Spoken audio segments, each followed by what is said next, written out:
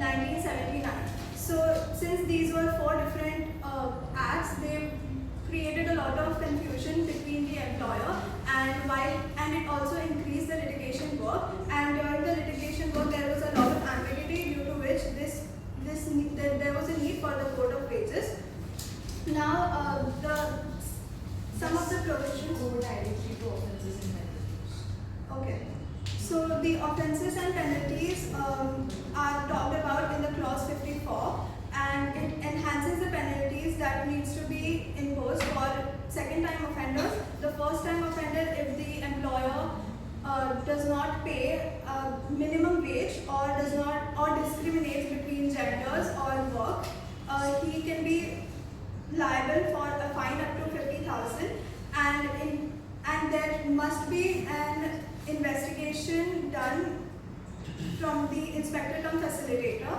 However, he should also provide the employer for a period of time to correct this and comply with the provisions of the act. However, in case of a second-time offender, there is no need for the period to be provided to comply. An immediate investigation will begin by the inspector cum facilitator. And there is also clauses for combination of offences and for company law violations under this code. I can provide you with these sections in case it's necessary. No. Alright. So before this, let's talk about a brief history from India.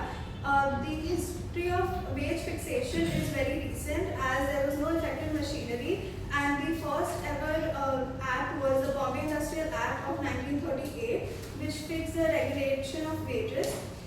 And the first ever tribunal, labor tribunal, was created by the Industrial Disputes Act 1947. Before this, there were no tribunals to correct any problems regarding wages by the employer. I also have a case law if you need a brief of it.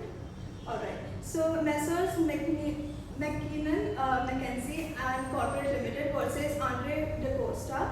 Here, a female confidential stenographer filed a petition after the termination of her services, stating that under Section 7 of Equal Remuneration Act, since she was not being paid equal as to her co-workers, which were male counterparts, and the Supreme Court held that even the employer was against a violation under this act, and he needs to bridge the pay discrimination by providing women with bonuses or benefits, and bridge the equal pay remuneration, since that was what was stated in the act. And to conclude, Who will adjudicate upon the offences? there should be, the state should appoint. In this code, there is inspector cum facilitator who regulates, and also advisory committees were part of this before in the previous acts. However, now it is inspector cum facilitator. For conclusion, there are fine up to 1 lakh rupees or imprisonment or both in case an employer or company is under violation or under the Code of Wages Act 2019. And also, this code introduces the concept of compounding for a first-time offender and establishes a social security fund which is funded partly by penalties. To conclude, there was a definite necessity of this code to avoid ambiguity, and also this code provides definition which is universal for wages and workers. Thank you.